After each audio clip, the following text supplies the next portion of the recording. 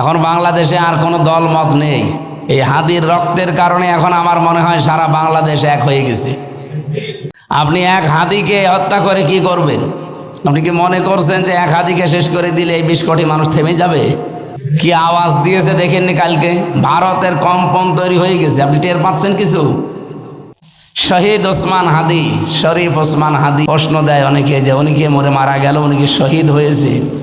ওসমান হাদি তার বহু বক্তব্যে কথা জানিয়েছে যে আমরা দুনিয়ায় মায়ের পেট থেকে এসেছি শহীদ হওয়ার। এ কথা কি শুনেছেন কোনোদিন?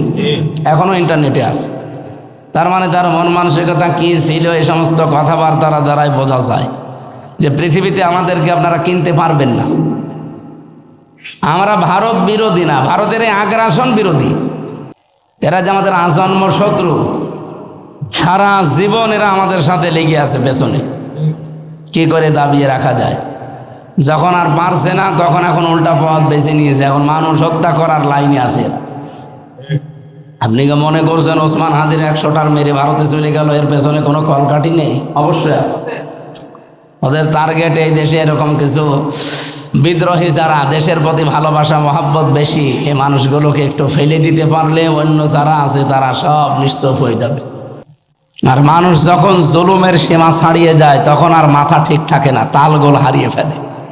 আপনি দেখেন এখন কি বলতে যে কি বলবে, বিশ্ব মোড়লদেরকে এখন থামাবে কি করে? এমনি মোদির ওপরে শুল্ক চাপিয়ে ওর ধুতি অলরেডি খুলে গেছে, আর এই হাদিরে নিয়ে একবারে নতুন করে আর একটা ঝামেলায় পড়ে গেল। কোরআনে কারিমের সূরা ইউনূসের 80-90 নম্বর আয়াতে আল্লাহ তাআলা আমাদেরকে এটা জানিয়েছেন, খুব খেয়াল করে শুনবেন। আপনি এভাবে শোনেননি, হাত্তা ইযা দারাকাহুল গরাকু ক্বালা আমানতু আন্নাহু লা ইলাহা ইল্লাল্লাযী আমানাত বিহি বানু ইসরাঈল ওয়া আনা মিনাল মুসলিমিন। যখন ডুবে যাচ্ছিল তখন বলেছে আমি ঈমান আনলাম ওই আল্লাহর উপরে যার উপরে বনি ইসরাইলরা ঈমান এনেছে। ও কিন্তু আল্লাহর ঘোষণাটা দিয়েছে, কিন্তু ওই জামানায় যিনি প্রেরিত পুরুষ, যিনি রাসূল ছিলেন, নবী ছিলেন, হযরতে মুসা, তার স্বীকৃতিও দেয়নি। কারণ সারা জীবন তার সাথে একটা দ্বন্দ্ব বেঁধেছিল ফেরাউনের। এক কথা বলছেন এখন, যদি বলতো লা ইলাহা ইল্লাল্লাহ মুসা কালিমুল্লাহ, আল্লাহ ওরে মাফ করে দিত। আল্লাহকে স্বীকৃতি দিয়েছে কিন্তু রেসালাতের স্বীকৃতি দেয়নি। এই জন্য ওর মরণ হয়েছে বেঈমান অবস্থায়। ও যে এখনো পর্যন্ত সটকি দিয়ে আছে। ফালিয়াউমা নুনাজ্জিকা বিবাদানিকা লিমান খালফাকা আয়া লিতাকুন লিমান ফালিয়াউমা নুনাজ্জিকা বিবাদানিকা লিতাকুনা লিমান খালফাকা আয়া। তোর এই শরীরটাকে আমি আজ রেখে দিলাম, মেডিসিন লাগবে না, ঔষধ লাগবে না, পছন্দ ধরবে না, পোকামাকড়ে খাবে না, মাছে খাবে না, কিয়ামত পর্যন্ত যারা আসবে তোর পেছনে তারা তোর জন্য, তুই যেন তাদের জন্য শিক্ষা হতে পারিস, রেখে দিলাম। আমি তাফসিরে সূক্ষ্ম কয়েকটা পয়েন্ট পেয়েছি। তার 1 নম্বরে ওকে আল্লাহ ঈমান দেয়নি, বেঈমান অবস্থায় মরণ দিয়েছে। এই কারণে আল্লাহ ওকে ডাকও দিয়েছিল, আল আন, এখন তুমি বলো যে আমি মুসলমান। এখন কেন কথা সয়তা কবলু আকুনতা মিনাল মুফসিদিন, এর আগে তো তুমি বড় স্বৈরাচারী ছিলে, ফ্যাসাদ সৃষ্টিকারী ছিলে, হাজারো বান্দা বান্দিকে দুনিয়ায় শান্তিতে থাকতে দাওনি। আমি যে কয়টা পয়েন্ট পেয়েছি একটা একটা করে মিলাচ্ছি। 1 নম্বরে ফেরাউনকে আল্লাহ হেদায়েত দেয়নি, লোকটা বেঈমান হয়ে মারা গেল কালেমা স্বীকার করার পরেও। আর দেখ, কারণ কালেমাটা পড়েছে আল্লাহর কথা, আল্লাহর স্বীকৃতি, রাসূলুল্লাহর যেটা স্বীকৃতি সেটাও দেয়নি। মুসা আলাইহিস সালাম আল্লাহর রাসূল ছিলেন না? বড় কিতাবের ভেতরে তিনি একটা কিতাব পেয়েছিলেন, তাওরাত। কি মনে হয় এখান থেকে বাংলাদেশে আজ যারা নামাজ পড়েন, রোজা রাখেন, হজ করে আসেন, আল্লাহর কথা মতো এগুলো করেন, কিন্তু তার প্রেরিত পুরুষ এই জামানার জন্য কিয়ামত পর্যন্ত যিনি মুহাম্মাদুর, আরো জোরে বলেন মুহাম্মাদুর, আল্লাহর কথা আপনি মানেন, আমিও জানি, কিন্তু রেসালাতের কথা বলতে গেলে রাসূল যে 10 বছরে কোরআন দিয়ে রাষ্ট্র চালিয়েছেন, এইটা বলতে গেলে আপনার কাছে রাজনীতি মনে হয়, এটা আপনার কাছে দুনিয়ার বিষয় মনে হয়। আপনার মরণ হবে নামাজ পড়ে, রোজা রেখে, হজ করেও ফেরাউনের মতো। আর বাংলাদেশে এই প্রকার মানুষ মারতেছে, এই কথা বোঝা লাগবে। 2 নম্বরে পেয়েছি ফেরাউনকে আল্লাহ হেদায়েত দেয়নি, তার অন্যতম কারণ ও জুলুম করতে করতে শেষ পর্যায়ে পৌঁছিয়েছে। ইন্নামা নুমলি লাহুম লিয়াজদাদু ইসমা। মানুষ যখন জুলুমের একেবারে সর্বসীমায় পৌঁছিয়ে যায় পাপের, তখন আল্লাহ তাকে আর হেদায়েত দেয় না, কারণ ফেরেশতারা তখন তার প্রতি বরদোয়া করে।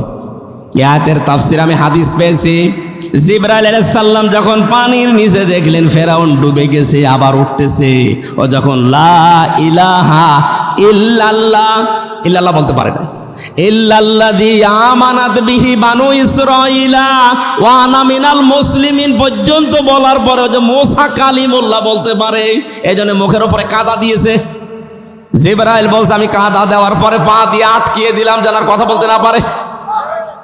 তাফসিরে মুফাসসির এটা জিলালিল কোরআনে আছে, উনি লিখেছেন এই কারণে ফেরাউনকে আর আল্লাহ কথা বলতে দেয়নি জিবরাইল ফেরেশতা, কারণ ও ছিল জালেম। আর সারাটা জীবন জিবরাইল দেখেছে যে করেছে কি। এই 15.5 বছর যারা মানুষের অধিকার নষ্ট করলেন, মানুষের উপরে জুলুম করে কত মানুষকে মানুষের বোঝা বানিয়ে দিয়েছেন। 2780 জন মানুষকে আপনি এই আন্দোলনে বোঝা বানিয়ে দিয়েছেন পরিবারের জন্য। কথা বলে না কেন? নবীজির কাজ ছিল তাহমিলুল কাল্লা, মানুষের বোঝা হালকা করে দেওয়া, আর আপনি মানুষের বোঝা আরো ভারী করে দিয়ে গেলেন। আপনার কপালের হেদায়েত নেই, আপনি বেঈমান হয়ে মরবেন ফেরাউনের মতো। আল্লাহ বলেন এর ভেতরে 2টা জিনিস আমি দিয়েছি, হুদান পথ নির্দেশিকা, ওয়া মাউইযাতুন উপদেশ, লিল মুত্তাকিন যারা ভদ্রলোক, যারা তাকওয়া অর্জন করে, যারা বেছে বেছে দুনিয়ার জীবন চালায়। ও বগুড়াবাসী, এ কোরআন সবার জন্য পথ নির্দেশ করবে না, সবার জন্য উপদেশও হবে না। উপদেশ কোরআন তাদের জন্য যে মানুষগুলোর ভেতরে আল্লাহর ধমকের ভয় আছে। ফাযাক্কির বিল কোরআন মান ইয়াখাফু ওয়াঈদ। So admonish and or by the holy Quran him who frees my threat. আল্লাহ পাক বলেন হে নবী কোরআন দিয়ে তাদেরকে উপদেশ দেন, তাদের কাজ হবে যাদের ভেতরে আল্লাহর ধমকের থ্রেটের ভয় আছে। আল্লাহর ধমকের ভয় আমাদের ভেতরে আছে কিনা? যাদের নেই ওদের দ্বারা আজকের আলোচনায় উপদেশও নেই, হেদায়েতও নেই। সুতরাং আমরা এমন ভদ্রলোক হতে চাই, কোরআন থেকে আজকের নির্দেশিকাগুলো নিয়ে ভদ্রলোক হয়ে দরবার থেকে যেতে চাই। আল্লাহ আমাদের তৌফিক দেন, বলেন আমিন। যিনি নিয়ে আসলেন আমাদেরকে এই ময়দানে কোরআনের কথা শোনার জন্য, বলেন তো আলহামদুলিল্লাহ। এটা যেহেতু গতানুগতিক অনুষ্ঠান না, এটা একটা ইবাদত চলছে। এটা কি চলছে বলেন তো? কোরআন কি করে মানুষের সামনে উপস্থাপন করা লাগে সেটা আল্লাহ 1500 বছর আগে শিখিয়েছেন, যে এইভাবে উপস্থাপন করবা, আর যারা শুনতেছে তাদেরকে এইভাবে শুনতে বলবা। ওয়াইদা কুরিয়াল কুরআনু ফাসতামিউ লাহু ওয়ানসিতু লাআল্লাকুম তুরহামুন। কোরআন যখন পড়া হবে 1 নম্বরে চুপ থাকবা, 2 নম্বরে শুনতে হবে। তাহলে চুপ থাকাও এখন ফরজ, শোনাও ফরজ। লাআল্লাকুম তুরহামুন, আশা করা যায় আল্লাহর রহমত এখানে আসবে। যারা শুনতেছেন বসে, এই 2টা শর্ত না মানলে আপনার শোনার ভেতরে বরকত এবং আল্লাহর রহমত আপনি পাবেন না। এখানে এসে যদি রহমতই পাওয়া না যায়, আসলেন কেন? সুতরাং এই 2টা শর্ত মেনে আপনি শুনবেন, আশা করছি শুনবেন তো।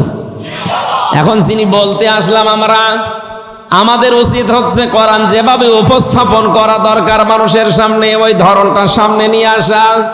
কিতাবুন উনজিলা ইলাইকা ফালা ইয়াকুন ফি সাদরিকা হারাজুম মিনহু লিতুনজিরা বিহি ওয়া যিকরা লিল মুমিনিন। সূরা আরাফের 2 নম্বর আয়াতে আল্লাহ বলেন যারা কোরআন উপস্থাপন করবে জাতির সামনে, তাদেরকে বলছি কিতাবুন, এই একটা কিতাব। উনসিলা ইলাইকা, হে নবী আপনার প্রতি আমি এটা অবতীর্ণ করেছি। হারাজম মিনহু লিতুনযিরা বিহি, এ কোরআন দিয়ে যখন মানুষদেরকে সতর্ক করবেন, উপদেশ দেবেন, তখন আপনার মনের ভেতরে যেন দ্বিধা দ্বন্দ্ব, ভয় ভীতি, সংশয় সন্দেহ এগুলো কাজ না করে, কোন সংকীর্ণতা মন যেন আপনার তৈরি না হয়। যিকরা লিল মুমিনিন, কোরআন মুমিনদের জন্য উপদেশ। বলেন সুবহানাল্লাহ। এবার আমরা ব্যাখ্যায় যাচ্ছি। এখানে হারাজন শব্দের অর্থ আছে দুইটা। আছেন তো আপনারা? তাফসিরে ফি জিলালিল কোরআন সাইয়্যিদ কুতুব রহমাতুল্লাহ আলাইহি তিনি বলেন, এক নম্বরে হারাজনের ব্যাখ্যা হচ্ছে আপনি যখন কোরআন উপস্থাপন করবেন, মানুষের সামনে ব্যাখ্যা করবেন, তাফসির করবেন, অনেক মানুষ এমন সামনে বসা থাকবে, তারা কোরআনের বক্তব্য না বোঝার কারণে মন খারাপ করবে। এটা এখন বাংলাদেশে দিন দিন বাড়তেছে। আগে যা ছিল এখন বাড়তেছে। কোরআনের কথা না বুঝে, ওর যোগ্যতা নেই বোঝার, না বুঝেই মন খারাপ করে। কয়েকদিন আগে কুষ্টিয়ার সাবেক এক চেয়ারম্যান যেমন মন খারাপ করে বক্তাকে মারতে যাচ্ছিল, কথা বলছে না কেন? ও যদি কোরআনের কথা বুঝতো, স্টেজে আলেমকে অপমান করতে পারতো। আলেম তো ওর বাবার কথা বলে না, ও কোরআনের আয়াত তেলাওয়াত করে তাফসিরের নাম বলে ওয়াজ করছিল। তার মানে এই ধরনের মানুষ এখন দেশে আছে, যারা বক্তব্য না বুঝে মন খারাপ করতে পারে। এখানে নেই, এখানে আছে। হারাজনের দ্বিতীয় ব্যাখ্যা কি?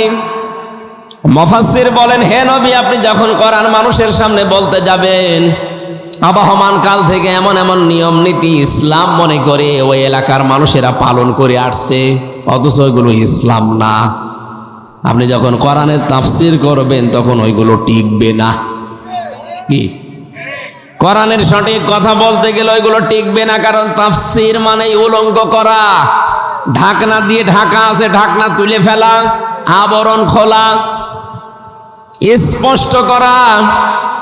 আপনি যখন স্পষ্ট করে দেবেন, যারা ঢাকনা দিয়ে ঢেকে আছে এই মানুষগুলো তো সহ্য হবে না। আপনি দেখবেন দিনের বেলায় তিনটি প্রাণী আছে, এরা বের হয় না। রাতের অন্ধকার যত ছেয়ে যায় তখন ওরা বের হয়। পেঁচা, বাদুর আর চামচিকা। এরা দেখবেন দিনের আলোতে আসে না, রাত যত গভীর হয়, অন্ধকার হয়ে যায়, তখন বের হয়। বের হয়ে স্থির থাকে, মানুষের কলা নষ্ট করে, পানের বরজ নষ্ট করে, ফসল নষ্ট করে। কথা বলে না কেন? দিনের আলো, সূর্যের আলো এদের ভালো লাগে না, এজন্য রাতের অন্ধকার এরা বেছে নিয়েছে। ওদের নাম ওই রকম, পেঁচা, বাদুর, চামচিকা। এ পৃথিবীতে যারা আল্লাহর দ্বীনের আলো, কোরআনের আলো, ইসলামের আলো সহ্য করতে পারে না, তখন জুলুমের অন্ধকারের পথ বেছে নেয়, শিরিকের অন্ধকারের পথ বেছে নেয়, কুফরের অন্ধকারের পথ, বেদাতের অন্ধকারের পথ বেছে নেয়। ওই মানুষগুলো বেছে নিয়ে ঠিক থাকে না, তখন মানুষের ক্ষতি করে। পেঁচা, বাদুর, চামচিকা যেমন মানুষের ফসল নষ্ট করে, ওরা তখন মানুষের ঈমান নষ্ট করে। আর ওই আবরণগুলো কোরআনের কারিমের তাফসীর হলে তখন খুলে যায়। কথা বলছেন না কেন? আমি আজকে আব্দুল বারী ভাইয়ের বাড়িতে ছিলাম রাতের বেলা। সকালবেলা ওনার একটা ছোট্ট ছেলে আছে, মানে 3-4 বছর বয়স হবে। এখন যদি এসে আমারে সালাম দেয়, আঙ্কেল আসসালামু আলাইকুম। ছেলেটা চেহারা খুব সুন্দর, একটু দুষ্ট, তারপরও ভালো। এখন ওর যে চেহারা, সুরাত, পোশাক আশাক যা, ওই এমন ভাবে মোলায়েম কণ্ঠ দিয়ে সালাম দিয়েছে, বোঝার উপায় নেই যে ওটা ছেলে না মেয়ে। এখন যদি আমি বলি তোমার বাবা কোথায়, বলে বাড়িতে নেই। তোমার নাম কি?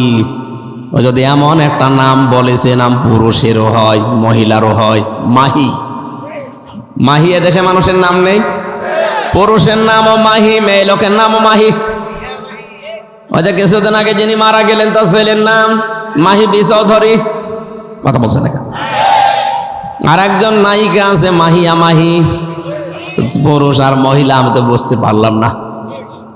এখন ওই ছেলেটা আসলে ছেলে না মেয়ে, আম্মু না আব্বু, এটা বোঝার জন্য যেটা করা লাগবে, যেটা আবরণ দিয়ে ঢাকা আছে, ওই প্যান্ট পায়জামা খুলে ফেলা লাগবে।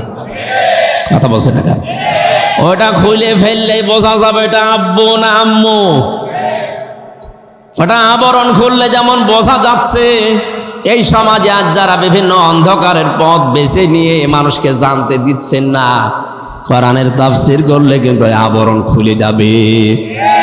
আবহমান কাল থেকে যারা শিরিক বেদাত জুলুম আর কুফরের পথ বেছে নিয়ে তারপরও মনে করছেন এইটা ইসলাম, এইটাই দিন, কোরআন পড়লে ওইগুলো থাকবে না, কোরআন বুঝলে ওইগুলো থাকবে না, হাজারো দরবার এমনিতেই বন্ধ হয়ে যাবে। যেখানে আন্দাজে দরবার বানিয়ে বিনা কারণে মানুষকে শিরিক বেদাত এগুলো শিক্ষা দিচ্ছে, কোরআন পড়লে কোরআন বুঝলে ওইগুলো টেকার কথা না। আমি একটা উদাহরণ দিচ্ছি নাম বলে, আমি নাম এমনিতেই সরাসরি ধরতে চাই না, তারপরও বলছি, আমি নিজে দেখে এসেছি এই কারণে। এই যে ৮ রশির যে পীর ফরিদপুরের, ইনার যে সোহারা সুরত এখন যিনি আছেন, এই যে ফয়সাল, এর দাঁড়িয়ে নেই, গোপন নেই, নমো। আপনি বলেন তো এই লোকটাকে পীরের কোন চিহ্ন ওর ভিতরে আছে? এই যে নামাজ পড়ায় হচ্ছে আব্দুল বারী সাহেব কারবালা মসজিদে, ফজরের নামাজ পড়তে গিয়ে যদি দেখে যে উনি একেবারে সফা দাড়ি কেটে নম হয়ে গেছে, মুসল্লি ডাক দিয়ে বলবে, হুজুর কি কে আপনি? আমি আপনাদের আব্দুল বারী, দাড়ি কই? দাড়ি নেই তাতে কি হয়েছে? আপনার পেছনে নামাজ পড়বো না কেন? তোমারও তো দাড়ি নেই। মুসল্লি বলবে, হুজুর দাড়ি ছাড়া মুসল্লি হওয়া যায়, ইমাম হওয়া যায় না, এটা বলবে না? বগুড়া জেলার ভেতরে কারবালা নামে একটা মসজিদ আছে শুনলাম, এই মসজিদের ইমাম হওয়ার জন্য যদি দাড়ি কেটে এত বড় একজন আলেম যাওয়ার পরও ওনারে নামাজ পড়তে আপনি না দিতে চান, ওনার পেছনে যদি আপনার নামাজ না হয় মনে করেন, তাহলে দাড়ি কেটে যে লোকটা বিশ্ব ওলি দাবি করছে, আমি আর নিচে নামলাম না। এই যে টিকছে না কোরআনের তাফসীর করতে গেলে, এতদিন ওরা ওইটাকে ইবাদত ইসলাম মনে করে চালাচ্ছে। এটা বলতে গেলে এরকম দরবার বাংলাদেশে অনেক আছে না নেই? এগুলো টিকবে? হ্যাঁ নবী, যখন ওরা দেখবে যে আমাদের বানানো ইবাদত, আমাদের নিয়ম কানুন এ তো মোহাম্মদ যা বলে চলে না, তখন ওরা বিরোধিতা শুরু করবে। আপনার নজর নেওয়াজ হাদিয়া তোফা সব বন্ধ করে দেবে, তখন আপনার জানের শত্রু হবে ওরা।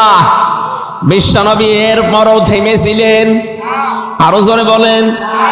আল্লাহ পাকের পরের আয়াতে জানিয়েছেন, ইত্তাবিউ মা উনজিলা ইলাইকুম মির রাব্বিকুম ওয়ালা তাত্তাবিউ মিন দুনিহি আউলিয়া কলিলাম মা তাযাক্কারুন।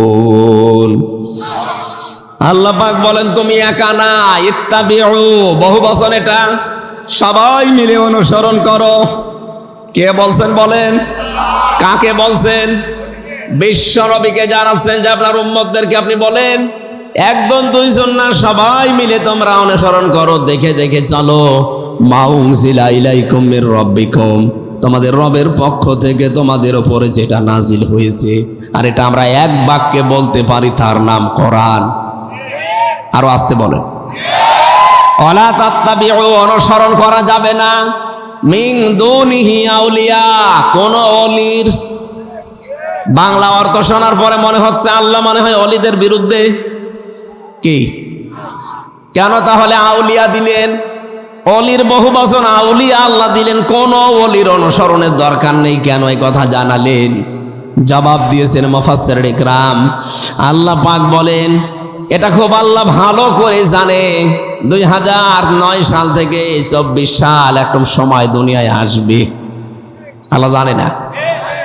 এইরকম সময়ের ভেতরে বহু মানুষ আছে আল্লাহর চাইতে তাদের আব্বাকে বড় মনে করবে। কি করেছিল না?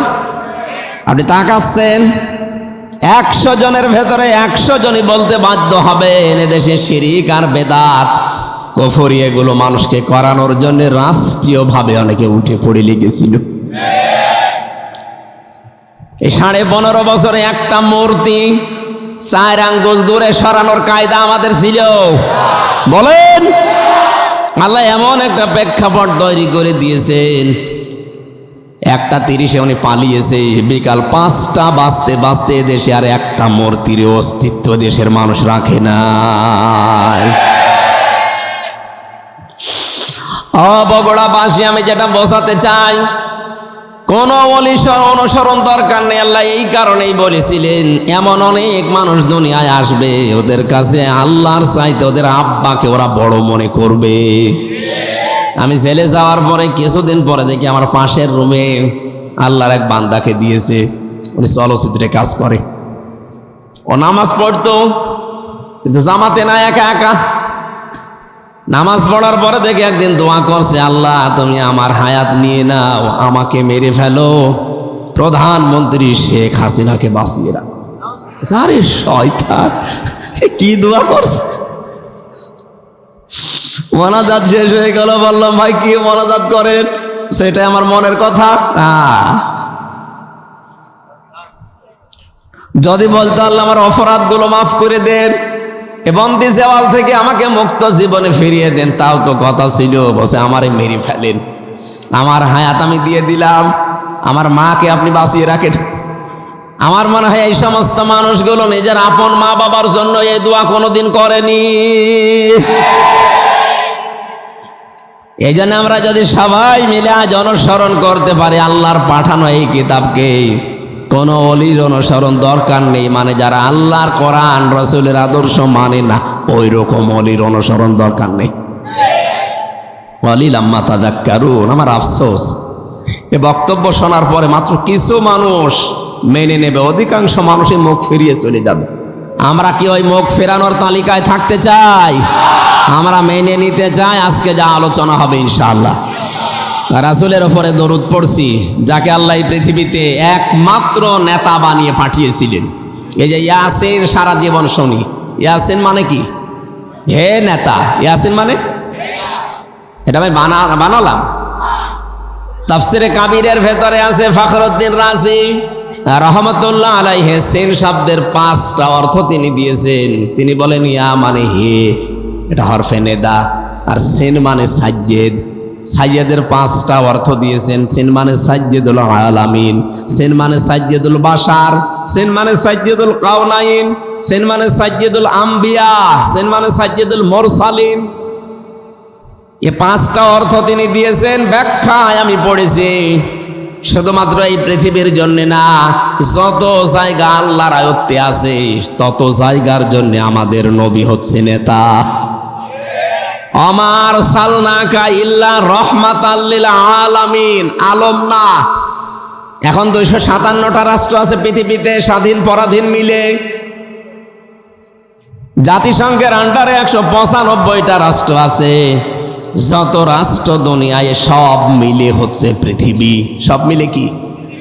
এর বাইরে যত গ্রহ নক্ষত্র আছে, এতানাজ্জালুল আমরু বাইনাহুন্না, প্রত্যেকটা জায়গায় আল্লাহর বিধিবিধান নাজিল হচ্ছে। আর ওখানকার জন্য আপনি যদি বলেন আমি দুনিয়ায় বাস করি না, আমি মঙ্গল গ্রহে থাকি, ওখানে বাস করলেও মুহাম্মদুর রাসূলুল্লাহকে নেতা মানা লাগবে। এজন্য সাজ্জেদুল আলামিন দিয়েছেন। 2 নম্বরে সাজ্জেদুল বাশার। বাশার মানে মানুষ। বাশার মানে কেউ যদি বলে যে আমি মানুষ, আমি গরু ছাগল না, তাহলে তার জন্য আদর্শ হবে মুহাম্মদুর রাসূলুল্লাহ।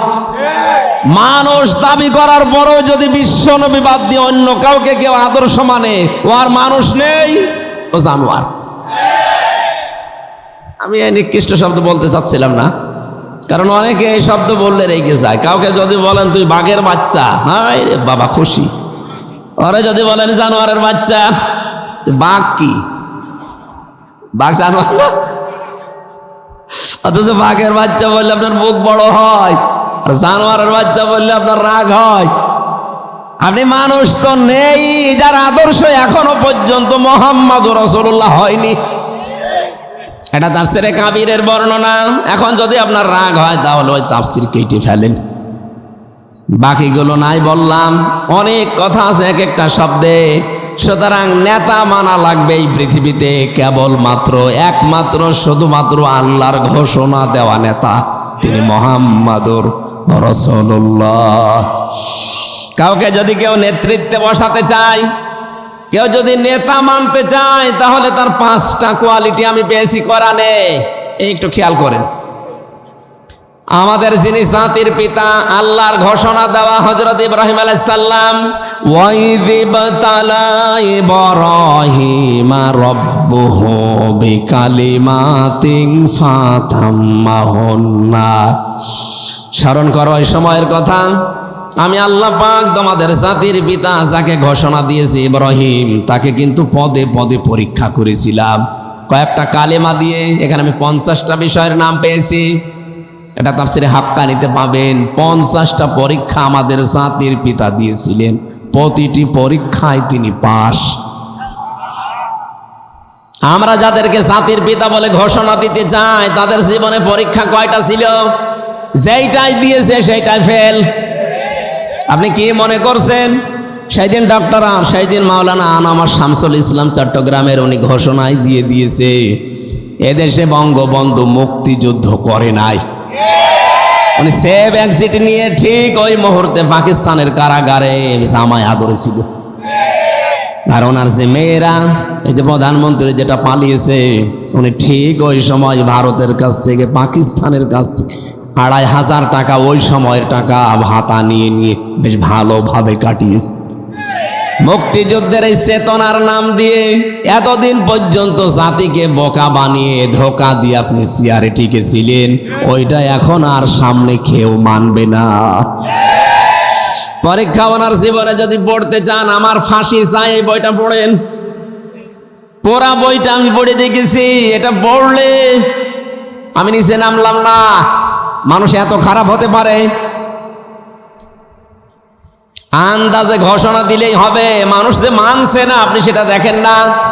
যত জায়গায় জাতির পিতা, এই রোড, এই সেতু নাম ছিল, আগস্টের 5 তারিখের পর থেকে সব পরিবর্তন করে আসল যিনি জাতির পিতা তার নাম লিখে দিয়েছে। আর এইটাই চলবে দেশে। এই কথা বলেন না কেন? এইটাই চলবে। জাতির পিতা 50টা জীবনে পরীক্ষা দিল, প্রত্যেকটা পরীক্ষায় তিনি পাশ করেছেন, একটাও ফেল করেননি। আল্লাহ বলেন ফাতাম্মাহুন্না, সে তার প্রতিটি কথাকে, কালেমাকে পূর্ণতায় রূপ দিয়েছে। ক্বালা ইন্নী জাইলুকা লিন্নাসি ইমামা। রব্বুল আলামিন বলেন, আমি খুশি হয়ে তাকে ঘোষণা দিলাম, ইব্রাহিম, তোমাকে মানব জাতির জন্য আমি নেতা বানিয়ে দিলাম। শুধু মুসলমানদের জন্য না, লিন্নাস, মানুষের জন্য, মরা মানুষ না, লিন্নাস লাম ব্যবহার করা হয় জীবিত মানুষের জন্য। কিয়ামত পর্যন্ত তুমি জীবিত মানুষদের নেতা। ইব্রাহিম নবীর সঙ্গে সঙ্গে প্রশ্ন করেছিলেন, আল্লাহ, এই যে নেতৃত্ব দেওয়ার গুণাবলী, যোগ্যতা, এটা কি শুধু আমি পেয়েছি? ক্বালা ওয়া মিন যুররিয়াতি, নাকি আমার সন্তান আদি যারা দুনিয়ায় আসবে তারা নেতা হতে পারবে, নেতৃত্ব দিতে পারবে? আল্লাহ ওর সঙ্গে জবাব দিয়েছেন, ক্বালা লা ইয়ানালু আহদিজ জালিমিন। এখানে আলেম নেই। ইয়ানালু এটা মোজারে, বর্তমান, ভবিষ্যৎ, প্রেজেন্ট, ফিউচার। আল্লাহ বলেন কোন জালেমের জন্য কিয়ামত পর্যন্ত ওয়াদা নেই। সুতরাং জালেম যারা, তারা জাতির নেতা হতে পারবে না, তাদের রাজনীতি করা জায়েজ নেই। 15.5 বছর যারা জুলুম করেছে, এরা যে জালেম, ফতোয়া দেওয়া লাগবে। সারা পৃথিবীতে আপনি ফতোয়া নিতে যান, সবাই বলবে যে 15.5 বছরে যা হয়েছে, যারা এই জুলুম করেছে এরা জালেম, যারা সহ্য করেছে এরা মাজলুম। এক কথা বলা লাগবে। সুতরাং আমরা চাই কোরআনের নির্দেশ, কোন জালেম নেতা হতে পারবে না। কিয়ামতের আগে বাংলাদেশের কোন চেয়ারে যেন কোন জালেম না বসে। এই জন্য যারা এই জুলুম করেছে, সে বড় জালেম হোক, মাঝারি হোক আর ছোট জালেম হোক, এদের নাম তালিকা করে করে টাঙিয়ে দেন মোড়ে মোড়ে। কিয়ামতের আগে দেশে কোনো জালেম আর যেন প্রতিষ্ঠা না পায়। এটা নির্দেশ কার? লা ইয়ানালু আহদিজ জালিমিন। কোন জালেম নেতা হতে পারবে না, এটা আমি বানালাম। বলেন 96% মুসলমানের দেশে নেতৃত্ব দিতে হলে অবশ্যই আপনাকে পরীক্ষা দিয়ে দিয়ে পরীক্ষিত হয়ে নেতা হওয়া লাগবে। আজ দেশে যারা সত্যি নেতৃত্ব দিতে চায়, আপনি তাদের দিকে তাকান, এরা ঘাত প্রতিঘাত সহ্য করতে করতে করতে ঠিক ওই পর্যায়ে গেছে। একবারে ওই জায়গায় গেছে এরকম সুযোগ নেই, আছে? সুতরাং এদেশে এখন সামনে নেতৃত্ব দেবে তারা, যে মানুষগুলো পড়তে পড়তে অনলে একেবারে খাঁটি হয়ে গেছে। বাবা যে এরকম ছিল, সন্তানও ওই রকম হওয়া লাগবে।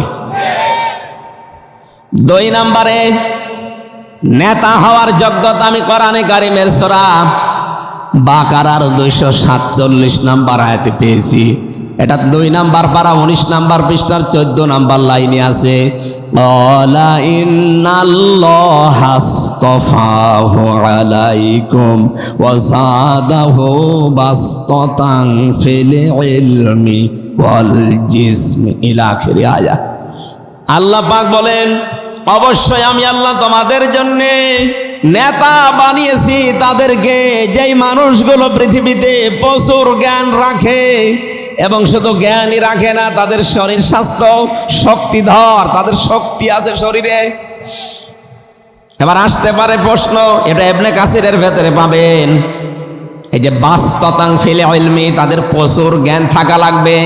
এই জ্ঞান শুধু দুনিয়াবি জ্ঞান না, আখিরাতের জ্ঞানও। ও বাংলার মুসলমানেরা, এটা রেকর্ড হচ্ছে, কালকে সারা বাংলাদেশে যাবে। আমি এখন আমার সামনে 20,000 লোক নিয়ে না, 18 কোটি মানুষ নিয়ে কথা বলছি। আমি আমার ইমান থেকে বলছি, নেতা হতে হলে কোরআনের নির্দেশ সূরা বাকারা 247 নম্বর আয়াতের মাঝে আছে, আল্লাহ তাদেরকেই নেতৃত্ব দিতে চান, তাদের হাতেই নেতা বানাতে চান যে মানুষগুলোর প্রচুর জ্ঞান আছে। এই বাংলাদেশের দিকে তাকান, হাজারো দল আমরা দেখতে পাই, সব দিক থেকে জ্ঞানী মানুষ আমরা দেখি, তারা যে মানুষগুলো একামতে দিনের দায়িত্বে আছে। আপনি যদি মিথ্যা কথা বলে আপনি মিলান, এখন যদি বলেন না ওনারা তো আলেম না, আরে ভাই, ডাক্তার শফিকুর রহমান, ডাক্তার আব্দুল্লাহ মোহাম্মদ তাহের, অধ্যাপক মিয়া গোলাম পরোয়ার, অধ্যাপক মুজিবুর রহমান রাজশাহীর, এ মানুষগুলো একটাও মাদ্রাসার বারান্দায় যায়নি। আপনি আর কোরআন হাদিস কয় পাতা পড়েন? যান তো ডাক্তার শফিকের কাছে, যান তো ডাক্তার মিয়া গোলাম পরোয়ারের কাছে, অধ্যাপক গোলাম পরোয়ারের কাছে। আপনি কতটুকু কোরআন বোঝেন? আপনি গ্রামার কত প্রকার কি, ওনার কাছে যান। আমি নিজে তো তাদের সাথে জেলখানায় এক ঘরে দেখেছিলাম 3টা বছর। আমির জামাতের সাথে আমি 4 দিন এক ঘরে ছিলাম। মিয়া গোলাম পরোয়ারের কাছে আমি 3টা বছরের প্রায় 2 বছর একাধারে ছিলাম। পাশের রুমে, পাশের বিল্ডিংয়ে আমি দেখেছি তাদের স্টাডি কি, দুনিয়ার বিষয়ে বলেন আর আখিরাতের বিষয়ে বলেন। আমি নিজে হাফেজ, অথচ কোরআনে কারিমের আয়াত থেকে এমন তথ্য ডাক্তার শফিকুর রহমান বের করতে পারতেন, আমার বাবার জীবনও আমি শুনিনি, অথচ আমি ভার্সিটি পাশ করিয়ে এসেছি। পৃথিবীর ভেতরে শ্রেষ্ঠ মানুষ ওইটা, খায়রুন নাস মাইয়ানফাউন নাস। আল্লাহ পাকের নবী বলেন, পৃথিবীতে আল্লাহর দৃষ্টিতে, আমার দৃষ্টিতে উত্তম মানুষ ওইটা যার দ্বারা মানুষের উপকার হচ্ছে এবং হবে। ইয়ানফাউ, এটা মজারে। আল্লাহর নবী খায়রুন নাস মাইয়ানফাউল মুসলিমিনা দেয়নি, যে মুসলমানদের উপকার যার হবে সেই লোকটা উত্তম না। যার দ্বারা মানুষের উপকার হয়, মানুষের কল্যাণ হয়, এটা আল্লাহ রাসূলের কাছে ভালো মানুষ। এটা দেখতে পাচ্ছেন না কাদের দ্বারা হচ্ছে? আজ নাম ধরা লাগবে আপনার। এরপরও যদি কেউ না বোঝার ভান করে থাকেন, আপনার এইদিকে আসেন, আপনাকে ঝড়ি কোদাল দিয়ে বোঝাচ্ছে। আপনার বুখারী শরীফ দিয়ে হবে না, বাকারি শরীফ লাগবে। সুতরাং নেতা হতে হলে প্রচুর জ্ঞানের অধিকারী হওয়া লাগবে, স্টাডি করা লাগবে। কথা বলেন না কেন?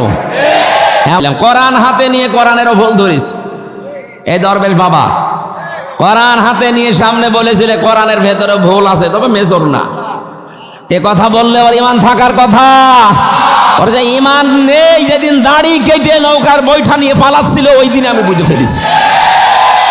সুতরাং ওদের অনুসারী যারা আছে, ওদের ইমান নেই, এইটাই ফাইনাল। যাদের ইমান নেই, যাদের জ্ঞান নেই, শারীরিক শক্তিও নেই, শরীরের শক্তি নেই, তার প্রমাণ এই যে হাজি সেলিম, ওই যে কয়েকদিন আগে গিয়েছিলাম হাজিরা দেওয়ার জন্য, যেদিন আমার মামলা মিটে যায়, ওরে নিয়ে এসেছিল।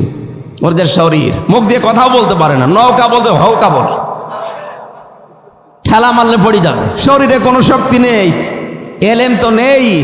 আমার মনে হয় ও 8 পাসও করে। এইরকম মানুষ ছিল আপনার নেতা, অথচ নেতা হওয়ার জন্যে প্রচুর জ্ঞান লাগবে, আর এই জ্ঞানের ভার্সিটি হচ্ছে বাংলাদেশ জামাতি ইসলামী, ইসলামী ছাত্র শিবির। এটা আমি বানিয়ে বলছি না, আপনি এই জায়গা থেকে ধাসে ধাসে উঠতে চান। এখানে যারা 60 বছর 65 বছর বয়স, জীবনে আর বিশ্ববিদ্যালয়ে পড়ার মতো ক্ষমতা আপনার নেই, বাংলাদেশ জামাতি ইসলামী, ইসলামী ছাত্র শিবির, ইসলামী ছাত্রী সংস্থায় ভর্তি হয়ে যান, আপনাকে বিশ্ববিদ্যালয়ে পড়ার মতো যোগ্যতা সম্পন্ন বানিয়ে দেবেন। আপনাকে রাগ হয়ে গেল। 3 নম্বরে আমি পেয়েছি, নেতা হতে হলে কোরআনে কারিমে জানিয়েছে কোন মানুষ যদি ফাসাদ সৃষ্টি করে, এটা আছে সূরা শুরার 151 52 নম্বর আয়াত। আমি বলে দিচ্ছি, বাড়ি যেয়ে শুধু মিলিয়ে নেন। ওয়ালা তুতিউ আমরাল মুফসিদিন, ওয়ালা তুতিউ আমরাল মুসরিফিন আল্লাযীনা ইউফসিদুনা ফিল আরদি ওয়ালা ইউসলিহুন। ওদের অনুসরণ করা যাবে না, ওদের নেতৃত্ব মানা যাবে না। যে মানুষগুলো পৃথিবীর ময়দানে ইসরাফ করে, যারা এই দুনিয়াতে ফাসাদ সৃষ্টি করে, এখানে ফাসাদের অর্থ তাফসিরে ফি জিলালিল কোরআনে 7টা দিয়েছে। কয়টা? আপনি এবার বাংলাদেশের সাথেই মিলান। যে মানুষগুলো ফাসাদ সৃষ্টি করে, যারা সংশোধন চায় না, এদের অনুসরণ করা জায়েজ নেই। এ ফতোয়া কার? সূরা শুআরা 19 নম্বর পারা 12 নম্বর পৃষ্ঠা 4 নম্বর লাইনের 151 52 নম্বর আয়াত। তাফসিরে পাবেন ইবনে কাসিরে আর ফি জিলালিল কোরআনে। ফাসাদের 7টা অর্থ, আর 1 নম্বর অর্থ ফাসাদ হচ্ছে ওইটা যেটা আল্লাহর আইনের পরিবর্তে চালানো হয়। আজ বাংলাদেশে যারা আল্লাহর আইন প্রতিষ্ঠা না করে বাবার আইন, স্বামীর আইন, চাচার আইন, দাদার আইন, বাপ দাদাদের আইন প্রতিষ্ঠা করার জন্য চেষ্টা করেন, তাদের অনুসরণ করা, তাদের নেতা মানা জায়েজ নেই। এটা কি এ পর্যন্তই থাকবে না এটা বাইরে যাবে? বলেন। 4 নম্বরে নেতৃত্ব মানা যাবে না তাদের, নেতা হতে পারবে না তারা যারা মহিলা। এইটা আমি বানালাম। সূরা নিসা 5 নম্বর পারার 2 নম্বর পৃষ্ঠা 11 নম্বর লাইনে আছে, 34 নম্বর আয়াতের প্রথম অংশে, আর রিজালু কাওয়ামুনা আলান নিসা ইলা আখিরি আয়া। আল্লাহ পাক বলেন, পুরুষদেরকে আমি আল্লাহ নেতা বানিয়েছি মহিলাদের ওপরে। ইয়াদের ব্যাখ্যা পড়তে গিয়ে দেখেছি হাদিস, আল্লাহর নবী বলেন, ক্বালা রাসূলুল্লাহ সাল্লাল্লাহু আলাইহি ওয়াসাল্লাম, লা ইউফলিহা কওমুন, ওই জাতি কখনো সফল হতে পারে না। ইউফলিহা এটা মোজারে, বর্তমান, ভবিষ্যৎ, প্রেজেন্ট, ফিউচার, এর আগে লাং দিয়েছেন। এমনি ইউফলিহু বললেই কিন্তু অর্থ হয়ে যেত, আল্লাহ নবী লাং দিলেন কেন? বিশ্ব নবী জানিয়েছেন কখনো ওই জাতি সফল কাম হতে পারে না যেই জাতি তার নেতৃত্বের ভার কোনো মহিলাকে দিয়েছে। এই জন্যই তো আমাদের অবস্থা এই, আমরা চাই সামনে কোনো মেয়ে লোক যেন ক্ষমতার চেয়ারে না বসে। বসুক, পুরুষ মানুষ বসুক, তারা যদি কোরআন দিয়ে চালায় আমরা সাহায্য করব, যদি না চালায় আমরা সংশোধন করব। কথা বলেন না কেন? যদি চালাতে পারেন আমরা সাহায্য করব, যদি না চালান, উল্টা পাল্টা কিছু করেন, আমরা সংশোধন করব। বাংলাদেশ জামাতি ইসলামী যারা করে, আমি ওপেন ভাবে বলছি, এদেশে কারো মনে এই কথা নেই যে জামাত এদেশে প্রতিষ্ঠা হোক। তাদের সবার মনে এই এক কথা যে এদেশে আল্লাহর কোরআন প্রতিষ্ঠিত হোক। বলেন তো, যারা এদেশে জামাত ইসলাম শিবির করে, ছাত্রী সংস্থায় আছে, জিজ্ঞাসা করেন, ওরা যদি বলে যে আমরা জামাতের প্রতিষ্ঠিতা চাই, জীবনও আমি আর কোনোদিন কোরআন দিয়ে এখানে কথা বলতে আসবো না। প্রত্যেকের মনে এই একটাই কামনা যে এদেশে আল্লাহর বিধান কায়েম হোক। কথা বলেন না কেন? ডাক্তার শফিকুর রহমান জামাতের, যিনি এখন কেন্দ্রীয় আমির, কয়েকদিন আগে ঘোষণা দিয়েছে, আমরা জামাতের প্রতিষ্ঠা চাই না, আমরা কোরআনের প্রতিষ্ঠা চাই। সুতরাং কোরআন প্রতিষ্ঠা করতে হলে পুরুষ মানুষ লাগবে না মহিলা? মেয়েদের যে দায়িত্ব, ঘরে ঘরে থাকবেন, ঘরের একটা পরিবেশ আছে, ঘরের পরিবেশে থাকবেন, বাইরে আসলে ঘরের পরিবেশ নিয়ে আসবেন। অকরনা ফি বুয়ুতিকুন্না ওয়ালা তাবাররাজনা তাবাররুজাল জাহিলিয়াতিল উলা। কোরআনে কারিমের সূরা আহজাবের 33 নম্বর আয়াতে আল্লাহ ফতোয়া দিচ্ছেন, হে মেয়েরা ঘরের পরিবেশে থাকবা, বাইরে যখন যাবে জাহিলি যুগের মেয়েদের মতো রূপ সৌন্দর্য বের করে যাবে না। তাবাররুজের অর্থ তাফসিরে খাসেন মুফাসসির দিয়েছেন 3টা। মেয়েরা যারা এসেছেন সম্মানিতা মা বোনেরা, অনেক ভালোবাসি আপনাদেরকে আমি, খুব ভালো করে শোনেন। তাবাররুজের 3টা অর্থের একটাও যদি কারো জীবনে পাওয়া যায়, ও জান্নাত তো দূরের কথা, জান্নাতের ঘ্রাণও পাবে না। 1 নম্বরে তাবাররুজের অর্থ হচ্ছে মেয়েরা যখন রাস্তাঘাটে আসে তখন ওদের সাজগোজ বেড়ে যায়। এরকম মেয়ে বগুড়ায় নেই? ঘরের ভেতরে থাকে ময়লা কাপড় পরে, অপরিষ্কার হয়ে, আর যদি শোনে কোনো অনুষ্ঠানে যাবে, বাজারে যাবে, ওর সাজ দেখে কে? এক চকের ভেতরে দেয় 8টা-9টা জিনিস, আশকারা, মাস্কারা, আইলানা, মার্জিয়া। আমি প্রায় 13টা জিনিসের নাম জানতাম ওই বিয়ের সময়। বিয়ের সময় আমার দাদা মাত্র আমার 6000 টাকা দিয়েছে বাজার করার জন্যে, ওই 11 সালে। ওই সময় লিস্ট দিয়েছে দোকানদার, এক চকের ভেতরে যে 9টা। বললাম ভাই কি? বলে এগুলো সব চোখের, এক চোখে যদি এই কয়টা লাগে তো বাকি গায়ে কয়টা আছে, বাকি আর জায়গা নেই। হ্যাঁ, আপনি আশকারা, মাস্কারা, আইলানা, মার্জিয়া এগুলো 9টা না 14টা দেন, কিন্তু পরপুরুষের জন্য না, স্বামীর জন্য। যেই মহিলা নিজের স্বামীকে নিজের দিকে আকৃষ্ট করার জন্য সাজগোজ করে, যতক্ষণ আয়নার সামনে বসে থাকবে ততক্ষণ নফল নামাজের সওয়াব পাবে। এরকম বউ আছে? কার হাত তোলেন তো? একটাও নেই। হ্যাঁ, আসলে নেই। ওরা সাজে কিন্তু স্বামী বাদ দিয়ে অন্যের জন্য। বলেন তো, নিজে সাজগোজ করে স্বামীর সাথে মার্কেটে যায়, একই স্বামী দেখানোর জন্যে না পাবলিক? আপনি এত নিচে নেমে গেছেন। হযরতে সালমা, উম্মে সালমা রাদিয়াল্লাহু তাআলা আনহা, তার জীবনী পড়লাম।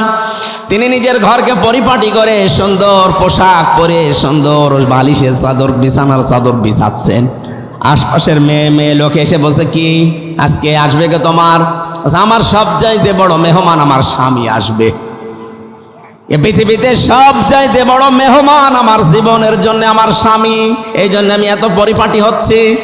স্ত্রী লোকের উচিত এইটা, স্বামী যখন বাইরে থেকে আসবে, ব্যবসা বাণিজ্য অন্য কোনো কাজ থেকে যদি শোনে আসতেছে, আপনি আগে সব কাজ বাদ দিয়ে স্বামীকে আকৃষ্ট করার জন্য সাজবেন। আপনি ওদেরকে জিজ্ঞাসা করেন, আজকে ঘর দ্বার এত সুন্দর কেন? এ সুন্দর পরিপাটি, সুন্দর বিছানা। বলবে, কেন তুমি জানো না আজকে লোক আসবে? তার মানে আপনি ওর কাছে লোক না, ওর লোক আছে দুলা ভাই। মেয়েরা যারা এসেছেন, আশা করছি এই তাবাররুজটা করবেন না। মেয়েরা যখন রাস্তাঘাটে আসবে, ওদের সাজগোজ যারা বাড়িয়ে দেবে, এদের জন্য জান্নাত হবে না। 2 নম্বরে তাবাররুজের অর্থ হচ্ছে, মেয়েরা যখন রাস্তাঘাটে আসে তখন 8-60 পোশাক পরে, এমন টাইট ফিট, স্কিন টাইট, এই যে চোস পায়জামা পরে মেয়েরা, এটা জায়েজ নেই মেয়েদের জন্য। কি কথা বলছে না কেন? এত ছোট পোশাক বানায়, শয়তান পর্যন্ত চোখ মনে হয় দিতে পারবে না।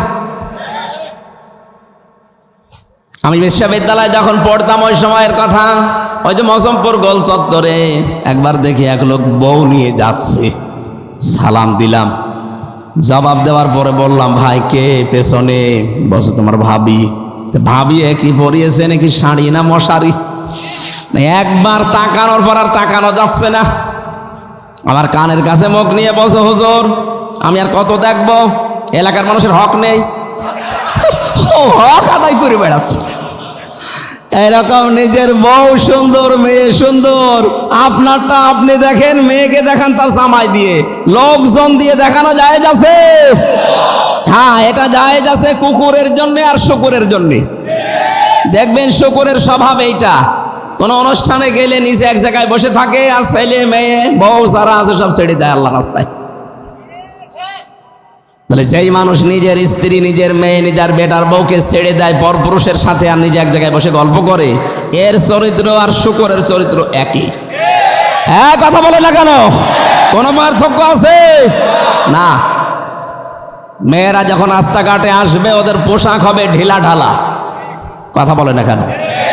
4 পিসের জায়গায় 3 পিস, এর মানে 2 পিস, এরপরে এখন 1 পিস। আমার মনে হয় বাবা চলতে থাকলে দেখবেন নেই পিস। তাবার রোজের 3 নাম্বার অর্থে পেয়েছি, মেয়েরা যখন রাস্তাঘাটে আসে তখন মাজা হেলে দুলে চলে। এটা জায়েজ নেই মেয়েদের জন্য। যে 3টা বললাম একটু মিলান তো। আমাদের ভেতরে কোনো মহিলার যদি এই 3টার একটাও থাকে, জান্নাত দূরের কথা, জান্নাতের ঘ্রাণও আপনি পাবেন না। আমি আপনাকে বাঁচাতে চাই। পৃথিবীর নেতৃত্ব দেবে এই জন্য পুরুষ মানুষ, মহিলারা নেতৃত্ব দেওয়া জায়েজ নেই। এর কয়েকটা কারণ আল্লাহ দিয়েছেন। বিমা ফাদ্দালাল্লাহু বা'দাহুম আলা বা'দি ওয়া বিমা আনফাকু মিন আমওয়ালিহিম। কয়েকটা কারণ আল্লাহ এখানে বর্ণনা দিচ্ছেন যে কেন পুরুষ মানুষ নেতৃত্ব দেবে, মহিলারা কেন তাদের আন্ডারে থাকবে। এই যে আজকে থেকে ফতোয়া ক্লিয়ার, পৃথিবীতে কোনো মহিলা নেতৃত্ব দিতে পারবে না। যদি কোনো দলের হাল কোনো মহিলা ধরে, ওই দলে আপনি থাকবেন না। থাকবেন ওই দলে যেই দলে পুরুষ মানুষ নেতা, যাদের জ্ঞান আছে, যারা ফাসাদ সৃষ্টি করতে চায় না, যারা সংশোধনের জন্য চেষ্টা চালায়। কথা বলে না কেন? আর বাকিগুলো বলবো, আমি সবগুলো তাফসির থেকে নোট করেছি। 5 নাম্বারটা, ওই মানুষকে নেতা বানা যাবে না। ওমা ওয়ালা তুতিমান আগফালনা কলবাহু আন যিকরিনা ওয়াত্তাবা হাওয়াহু ওয়া কানা আমরুহু ফুরতা। বলেন আল্লাহু আকবার। সূরা কাহাফ 28 নাম্বার আয়াতের শেষের দিকে আছে। আল্লাহ বলেন, ওদের অনুসরণ করবা না যারা আল্লাহর জিকির থেকে, আল্লাহর স্মরণ থেকে গাফেল হয়ে গেছে, নিজের মন মতো যারা জীবন চালায়। এদেশে নেই, নাম ধরা লাগবে আপনার। এরপরেও যদি কেউ না বোঝার ভান করে থাকে, আমার মনে হয় আপনার কপালে হেদায়েত নেই। এই যে 5টা গুণ বললাম, এগুলো আমাদের জীবনের সামনে যাদের দেখবো যে 5টায় মিলে যাচ্ছে, তাদেরকে নির্দ্বিধায় চোখ কান বুঝে আপনি নেতা মেনে চলবেন, জান্নাতে যেতে পারবেন। আজকের তেলাওয়াতকৃত আয়াত যেটা পড়েছি সূরা শূরা 13 নাম্বার আয়াত, মাত্র একটা আয়াত পড়েছি। এর ভেতরে আমি 5টা শিক্ষা বের করেছি তাফসির থেকে। যদি আজকে আমরা এই তাফসিরুল কোরআন মাহফিলে বাড়ি নিয়ে যেতে পারি, তবে এই মাহফিল সাকসেস।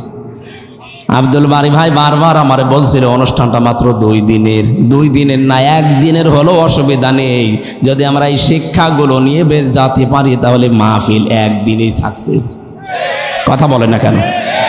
সূরা শূরা, শূরা মানে সংসদ। শূরা মানে কি?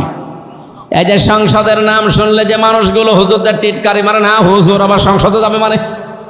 আরে ভাই, সংসদে কারা যাবে, কেন যাবে, কি করা লাগবে? আল্লাহ এই সূরার ভেতরে প্রায় 13টা পয়েন্ট দিয়েছেন। আমরা আসেন তেলাওয়াতকৃত আয়াতের ব্যাখ্যায় যাই। শারআ লাকুম মিনাদ-দীনি মা ওয়াসসা বিহি নূহা ওয়াল্লাযী আওহাইনা ইলাইকা ওয়া মা ওয়াসাইনা বিহি ইব্রাহিমা ওয়া মূসা ওয়া ঈসা আন আকিমুদ্দীন ওয়া লা তাতাফাররাকু ফীহি ইলা আখিরি আয়াত। শারআ শব্দ দিয়ে আল্লাহ আয়াত শুরু করলেন। শারআ মানে নির্ধারিত করা, শারআ মানে বিধিবদ্ধ করা, নির্ধারণ করে দেওয়া, ফাইনাল। আল্লাহ বলেন, আমি নির্ধারিত করে দিয়েছি, বিধিবদ্ধ করে দিয়েছি তোমাদের জন্য। মিনাদ-দীনি মা ওয়াসসা বিহি, ওই জীবন ব্যবস্থাকে, ওই দিনকে, ওই ধর্মকে আমি বিধিবদ্ধ করে দিলাম। আপনার আগে আমি নূহ নবীকে ওহী করেছিলাম। নূহ নবীর নাম আল্লাহ প্রথমে কেন দিলেন? হযরতে আদমের পরে হযরতে নূহ ছিলেন রাসূল এবং শরীয়তের বিধান তিনি পেয়েছিলেন। ওই জায়গা থেকে শরীয়তের বিধিবিধান শুরু হয়ে যায়। লিকুল্লি উম্মাতিন জাআলনা লিকুল্লি লিকুল্লিন জাআলনা মিনকুম শিরআতা ওয়া মিনহাজা, প্রত্যেকটি জাতির জন্য আলাদা আলাদা শরীয়ত আমার আল্লাহ এই দুনিয়ায় নাজিল করেছিলেন, নির্ধারিত করে দিয়েছিলেন তাদের জন্য। আমি আয়াত থেকে মূল শিক্ষা যেগুলো বের করেছি খুব তাড়াতাড়ি বলছি। এখানে 4 জন বড় বড় নবীর একেবারে স্পষ্ট নাম আছে। ওয়াল্লাযী আওহাইনা ইলাইকা, আপনার প্রতিও আমি এই একই ওহী করলাম। মা ওয়াসা বিহি নূহা ওয়াল্লাযী আওহাইনা ইলাইকা ওয়া মা ওয়াসাইনা বিহি ইব্রাহিমা ওয়া মূসা ওয়া ঈসা। নূহ নবীর নাম আল্লাহ প্রথমে দিয়েছেন, এখান থেকে শরীয়ত শুরু। 2 নম্বরে ইব্রাহিম, মূসা, ঈসা, এই পাওয়ারফুল নবীদের নাম দিয়ে আল্লাহ জানালেন আনাকিমুদ্দিন, তাদের প্রত্যেককেই বলেছিলাম আমার বিধান কায়েম করো। ওয়ালা তাতাফাররাকু ফি, এ বিষয়ে কোনো মতপার্থক্য চলবে না। মা তাদউহুম ইলাই কাবর আলাল মুশরিকিনা মা তাদউহুম ইলাই। হে নবী, আপনি যখন এই পথে মানুষকে ডাকবেন, সবচাইতে বেশি দুর্বহ দুষ্কর্ম, সবচাইতে বেশি কষ্ট লাগবে, অসহ্য লাগবে, খারাপ লাগবে মুশরিকদের কাছে। সুতরাং আল্লাহর দিন কায়েমের কথা বললে এই দেশে এসেছে দল করুক না কেন, যদি মুশরিক হয় তার কাছে খারাপ লাগবে। আজকে প্রমাণ হয়ে যাবে আপনি কি আসলেই মুমিন না মুশরিক। আল্লাহু ইয়াজতাবি ইলাইহি মাইয়াশা, আল্লাহ যাকে পছন্দ করেন, যাকে নির্বাচিত করেন, ইয়াজতাবি, নির্বাচনের মাধ্যমে আল্লাহ যাকে নির্বাচিত করেন, এই মানুষটাকে দিয়ে আল্লাহ দিন কায়েমের জন্য নির্ধারিত করেন। ওয়াহদি, তাকে পথ দেখান। ইলাইহি মাইয়ুনিব, যে লোকটা আল্লাহর দিকে চলতে চায় আল্লাহ তাকে এই হেদায়েতটা দান করেন। এটা বাংলা অর্থ ছিল এই আয়াতের। তাফসিরের ভেতরে আমরা পেয়েছি পৃথিবীর ময়দানে যত বড় বড় নবীর নাম আমরা শুনি, সূরা আহজাবের 7 নম্বর আয়াতের এ তাফসিরে পাবেন, ওয়াইয আখাযনা মিসাকাহুম ওয়া মিনকা ওয়া মিন নূহি ওয়া ইব্রাহিম ওয়া মূসা ওয়া ঈসা আন আকি ঈসা ইবনে মারইয়াম ওয়া আখাযনা মিনহুম মিসাকান গালিযা। বলেন আল্লাহু আকবার। স্মরণ করো ওই সময়ের কথা, আমি যখন অঙ্গীকার নিয়েছিলাম আজ থেকে, তার ভেতরে আপনার কাছ থেকেও নিয়েছি মূসা, ঈসা, ইব্রাহিম, আর প্রত্যেকের অঙ্গীকার ছিল দৃঢ়। নবীদের কাছে আল্লাহ যে অঙ্গীকার নিয়েছিলেন সেটা কি? আমার সালনা মিন ক্বাবলিকা ইল্লা, আমার সালনা মিন ক্বাবলিকা মির রাসূলিন ইল্লা নূহি ইলাইহি আন্নাহু লা ইলাহা ইল্লা আনা ফা'বুদনি ইল্লা আনা ফা'বুদুন। যত নবী আর রাসূলকে দুনিয়ায় পাঠিয়েছি আপনার পূর্বে, প্রত্যেকটা নবীকে আমি একটা বিষয় দিয়েছিলাম, লা ইলাহা ইল্লাল্লাহ। আমার শিক্ষা এখানে এইটা। যত নবীকে আল্লাহ দুনিয়ায় পাঠালেন লক্ষাধিক উপরে, লক্ষের উপরে, প্রত্যেকটা নবীর শরীয়তে কম বেশি কিছু জিনিস ছিল। মুসা আলাইহিস সালামের শরীয়তে যেটা ছিল ঈসা নবীর শরীয়তে এটা ছিল না, ঈসা নবীর শরীয়তে যেটা আছে আমাদের শরীয়তে এটা নেই। কিন্তু প্রতিটি নবীর মিশন এবং ভীষণ এটা ছিল আনাকিমুদ্দিন, দিন কায়েম করা লাগবে। ওয়ালা তাতাফাররাকু ফি, এই বিষয়ে কোনো ফতোয়াবাজি চলবে না। সুতরাং বাংলাদেশে যে যেই দলে আছেন, মতে আছেন, যে যে দরবার নিয়ে আছেন, থাকেন, এক কাতারে আসা লাগবে এই বাক্যে যে আনাকিমুদ্দিন, দিন কায়েম করতে হবে। কথা বলুন। দিন যদি কায়েম না করতে পারি, আপনার দরবারের দরবার কিন্তু চলবে না। কথা বলেন না কেন? আপনি যে চিল্লায় যাচ্ছেন, জীবন চিল্লাও চলতে দেবে না। আমি যে দিন কায়েমের জন্য চেষ্টা চালাচ্ছি, আমার এই চেষ্টাও বন্ধ হয়ে যাবে। এই জন্য আমাদের সব চাইতে উপরে এই টার্গেট নেওয়া লাগবে, আমরা যে যেখানে আসি দিন কায়েমের ব্যাপারে কোনো ফতোয়া নেই। কথা বলে না কেন? কারণ তো আমরা এই জমিনের মালিক না, আমরা এই জমিনের মালিক, এমনকি কোরআনের মালিকও আমরা না। আমরা হচ্ছে কোরআনের খাদেম। এই যে জমিনটা দেখতে পাচ্ছেন, এই জমিনের মালিক জনাব শাহাবুদ্দিন সাহেব, আমারে আব্দুল বারি ভাইরে, আজকের সভাপতি তাইব সাহেব, তালেব সাহেবকে সহ 5 জন মানুষকে উনি নিয়েছে যে ধান লাগান, বিকাল 5টা পর্যন্ত লাগাবেন, বেতন দিয়ে দেব। বিকাল 5টা বাজতে আর মাত্র 10 মিনিট বাকি আছে। দেখলাম 5টা বাজার 10 মিনিট আগে 8-10 জন মস্তান এসেছে মোটরসাইকেল নিয়ে। ওরা বলছে ধান তো লাগানো যাবে না, যা লাগিয়েছেন তুলে ফেলবো। আমরা যদি বলি ভাই আপনি ধান তুলবেন, অসুবিধা নেই, কিন্তু আর 10 মিনিট পরে তোলেন, কারণ ধানও আমাদের না, এ জমিও আমাদের না। কথা বলেন না কেন? আমরা কামলা, খাদেম, আমরা লিবার। আমাদের একটা টার্গেট আছে, বিকাল 5টা পর্যন্ত লাগানো শেষ করতে পারলেই শাহাবুদ্দিন সাহেব আমাদের বেতন দিয়ে দেবে, আর এইটা দিয়ে আমাদের সংসার চলবে। কথা বলেন না কেন? এর আগে যদি আপনি তুলে ফেলেন, আপনাকে আমরা বাধা দেব, কথা কাটাকাটি হবে, হাতাহাতি হবে, মারামারি হবে, রক্তপাত হবে, মেরে ফেলা লাগলে মেরেও ফেলবো, তাও বেতন নেব। এ জমিনের মালিক আমরা, কোরআনের মালিক। 53 বছর বহু মানুষ কোরআনের খাদেম যারা চেষ্টা চালাচ্ছে আল্লাহর জমিনে, আল্লাহর এই বিধানকে পালন করার জন্য, কিন্তু দেখতে পাচ্ছি অনেক মস্তান গোশের মানুষেরা বাধা দিচ্ছে। শুধু বাধা না, এ ধান তুলে ফেলার চেষ্টায় আছে। এই জন্য আমরা সংখ্যায় যদিও কম, লেবার মাত্র 5 জন, আমরা চেষ্টা চালিয়ে যাচ্ছি। ওয়াবুদ রাব্বাকা হাত্তা ইয়াতিয়াকাল ইয়াকিন, ইবাদত করো ওই পর্যন্ত যতদিন মরণ না আসে। বিকাল 5টা মানে জীবনের শেষ দিন, জীবনের শেষ দিন পর্যন্ত চেষ্টা চালিয়ে যেতে থাকবো। যদি কেউ এর ভেতরে বাধা দিতে আসে, এই কোরআন কায়েম করাকে মারামারি হবে, হাতাহাতি হবে, রক্তপাত হবে, যদি মেরে ফেলা লাগে মেরেও ফেলবো।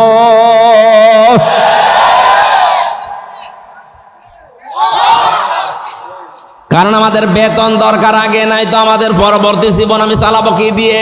আর আমাদের আসল বেতনের নাম জান্নাত। আরো জোরে বলেন কি? ওইটা পাওয়ার জন্যই তো এত কিছু করছি, কিন্তু এইটার ডাকে সাড়া দেবে না শুধু বাংলাদেশে, তারা কাবুর আলাল মুশরিকিনা মা তাদউহুম ইলাই। হে নবী, আপনি দেখবেন আপনার এই ডাকে সাড়া দেবে না তারা যারা মুশরিক।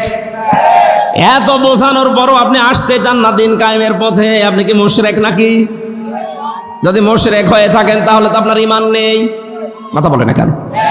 যারা শিরিক করে ওদের ঈমান থাকে। আরো জোরে বলেন। আপনি নামাজ পড়েই কি করবেন, রোজা রেখে কি করবেন?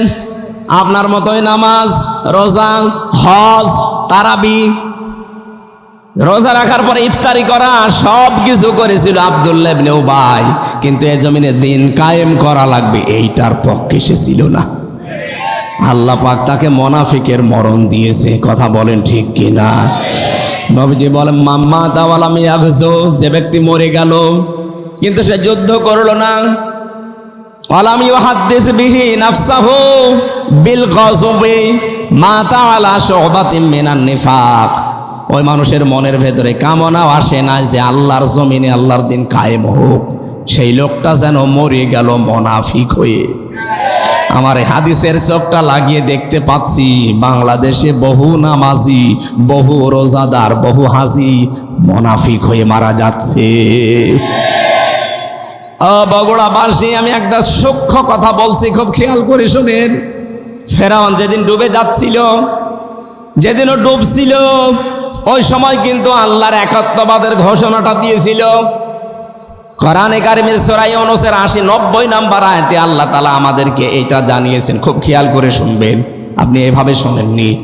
হাত্তা ইযা দারাকাহুল গরাকু ক্বালা আমানতু আন্নাহু লা ইলাহা ইল্লাল্লাযী আমানাত বিহি বানু ইসরাঈল ওয়া আনা মিনাল মুসলিমিন।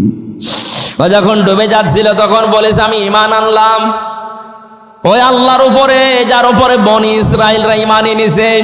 ও কিন্তু আল্লাহর ঘোষণাটা দিয়েছে, কিন্তু ওই জামানায় যিনি প্রেরিত পুরুষ, যিনি রাসূল ছিলেন, নবী ছিলেন, হযরতে মুসা, তার স্বীকৃতিও দেয়নি। কার সারা জীবন তার সাথে একটা দ্বন্দ্ব বেঁধেছিল ফেরাউনের, এক কথা বলছে না কেন? ও যদি বলতো লা ইলাহা ইল্লাল্লাহ মুসা কালিমুল্লাহ, আল্লাহ ওরে মাফ করে দিত। আল্লাহকে স্বীকৃতি দিয়েছে কিন্তু রেসালাতের স্বীকৃতি দেয়নি, এই জন্য ওর মরণ হয়েছে বেঈমান অবস্থায়। ও যে এখনো পর্যন্ত সটকি দিয়ে আছে। ফালিয়াউমা নুনাজ্জিকা বিবাদানিকা লিমান খালফাকা আয়া লিতাকুন লিমান, ফালিয়াউমা নুনাজ্জিকা বিবাদানিকা লিতাকুনা লিমান খালফাকা আয়া। তোর এই শরীরটাকে আমি আজ রেখে দিলাম, মেডিসিন লাগবে না, ঔষধ লাগবে না, পছন্দ ধরবে না, পোকামাকড়ে খাবে না, মাছে খাবে না, কিয়ামত পর্যন্ত যারা আসবে তোর পেছনে তারা তোর জন্য, তুই যেন তাদের জন্য শিক্ষা হতে পারিস, রেখে দিলাম। আমি তাফসিরে সূক্ষ্ম কয়েকটা পয়েন্ট পেয়েছি। তার এক নম্বরে ওকে আল্লাহ ঈমান দেয়নি, বেঈমান অবস্থায় মরণ দিয়েছে। এই কারণে আল্লাহ ওকে ডাকও দিয়েছিল, আল আন, এখন তুমি বলো যে আমি মুসলমান। এখন কেন কথা সয়তা কবলু আকুনতা মিনাল মুফসিদিন, এর আগে তো তুমি বড় স্বৈরাচারী ছিলে, ফ্যাসাদ সৃষ্টিকারী ছিলে, হাজারো বান্দা বান্দিকে দুনিয়ায় শান্তিতে থাকতে দাওনি। আমি যে কয়টা পয়েন্ট পেয়েছি একটা একটা করে মিলাচ্ছি। এক নম্বরে ফেরাউনকে আল্লাহ হেদায়েত দেয়নি, লোকটা বেঈমান হয়ে মারা গেল কালেমা স্বীকার করার পরেও। আর দেখ, কারণ কালেমাটা পড়েছে আল্লাহর কথা, আল্লাহর স্বীকৃতি, রাসূলুল্লাহর যেটা স্বীকৃতি সেটাও দেয়নি। মুসা আলাইহিস সালাম আল্লাহর রাসূল ছিলেন না, বড় কিতাবের ভেতরে তিনি একটা কিতাব পেয়েছিলেন, তাওরাত। কি মনে হয় এখান থেকে বাংলাদেশে আজ যারা নামাজ পড়েন, রোজা রাখেন, হজ করে আসেন, আল্লাহর কথা মতো এগুলো করেন, কিন্তু তার প্রেরিত পুরুষ এই জামানার জন্য কিয়ামত পর্যন্ত যিনি মুহাম্মাদুর, আরো জোরে বলেন মুহাম্মাদুর, আল্লাহর কথা আপনি মানেন, আমিও জানি, কিন্তু রেসালাতের কথা বলতে গেলে রাসূল যে 10 বছর কোরআন দিয়ে রাষ্ট্র চালিয়েছেন, এইটা বলতে গেলে আপনার কাছে রাজনীতি মনে হয়, এটা আপনার কাছে দুনিয়ার বিষয় মনে হয়। আপনার মরণ হবে নামাজ পড়ে, রোজা রেখে, হজ করেও ফেরাউনের মতো। আর বাংলাদেশে এই প্রকার মানুষ মারতেছে, এই কথা বোঝা লাগবে। 2 নম্বরে পেয়েছি ফেরাউনকে আল্লাহ হেদায়েত দেয়নি, তার অন্যতম কারণ ও জুলুম করতে করতে শেষ পর্যায়ে পৌঁছিয়েছে। ইন্নামা নুমলি লাহুম লিয়াজদাদু ইসমা, মানুষ যখন জুলুমের একেবারে সর্বসীমায় পৌঁছিয়ে যায় পাপের, তখন আল্লাহ তাকে আর হেদায়েত দেয় না, কারণ ফেরেশতারা তখন তার প্রতি বরদোয়া করে। এই আয়াতের তাফসীর আমি হাদিস পেয়েছি, জিবরাইল আলাইহিস সালাম যখন পানির নিচে দেখলেন ফেরাউন ডুবে গেছে, আবার উঠতেছে, ও যখন লা ইলাহা ইল্লাল্লাহ, ইল্লাল্লাহ বলতে পারে না, ইল্লাল্লাযী আমানাত বিহি বানু ইসরাঈলা ওয়া আনা মিনাল মুসলিমিন পর্যন্ত বলার পরে যে মুসা কালিমুল্লাহ বলতে পারে, এজন্য মুখের উপরে কাদা দিয়েছে। জিবরাইল বলছে আমি কাদা দেওয়ার পরে পা দিয়ে আটকিয়ে দিলাম যেন আর কথা বলতে না পারে। তাফসিরে মুফাসসির এটা জিলালিল কোরআনে আছে, উনি লিখেছেন এই কারণে ফেরাউনকে আর আল্লাহ কথা বলতে দেয়নি জিবরাইল ফেরেশতা, কারণ ও ছিল জালেম। আর সারাটা জীবন জিবরাইল দেখেছে যে করেছে কি। এই 15.5 বছর যারা মানুষের অধিকার নষ্ট করলেন, মানুষের উপরে জুলুম করে কত মানুষকে মানুষের বোঝা বানিয়ে দিয়েছেন। 2780 জন মানুষকে আপনি এই আন্দোলনে বোঝা বানিয়ে দিয়েছেন পরিবারের জন্য। এক কথা বলে না কেন? নবীজির কাজ ছিল তাহমিলুল কাল্লা, মানুষের বোঝা হালকা করে দেওয়া, আর আপনি মানুষের বোঝা আরো ভারী করে দিয়ে গেলেন। আপনার কপাল আর হেদায়েত নেই, আপনি বেঈমান হয়ে মরবেন ফেরাউনের মতো।